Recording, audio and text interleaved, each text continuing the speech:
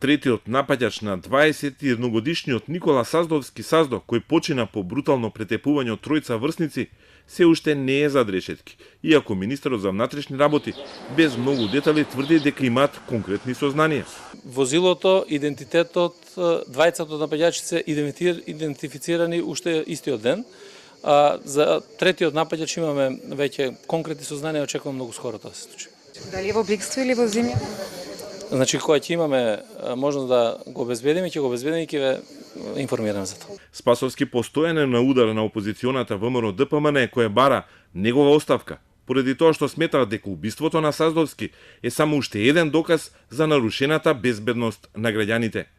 Но министерот смета дека истрагите на полицијата се успешни и ги откриваат напаѓачите. Фактите покажуваат дека нивото на криминалитетот е опаднато, драстично од тоа време кога тие водеа државата. Второ, откривачката дејност на полицијата е исто така многукратно зголемена. Саздовски беше претепан на 28 јуни. По 10 дена борба за живот почина од повреди на мозокот на клиниката Карил.